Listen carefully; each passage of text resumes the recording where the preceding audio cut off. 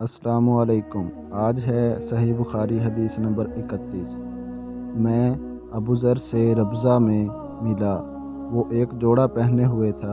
اور ان کا غلام بھی جوڑا پہنے ہوئے تھا۔ میں نے اس کا سبب دریافت کیا تو کہنے لگے کہ میں نے ایک شخص یعنی غلام کو برا بھلا کہا تھا اور اس کی ماں کی غیرت دلائی یعنی گالی دی، تو رسول اللہ صلی اللہ علیہ وآلہ وسلم نے یہ معلوم کر کے مجھ سے فرمایا، اے ابو ذر، تو نے اسے ماں کے نام سے غیرت دلائی ہے، بے شک تجھ میں ابھی کچھ زمانہ جاہلیت کا اثر باقی ہے۔ یاد رکھو ماتحت لوگ تمہارے بھائی ہیں، اللہ نے اپنی کسی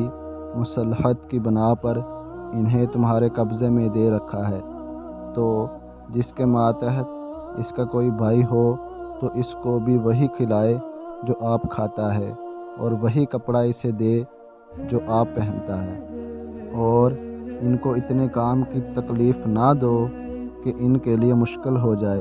اور اگر کوئی سخت کام ڈالو تو تم خود بھی ان کی مدد کرو۔ تو میرے بھائیوں، اگر آپ کو ویڈیو پسند آئی ہے تو پلیز لائک کریں، اور اگر میرے چینل پر نیو ہیں تو سبسکرائب کریں۔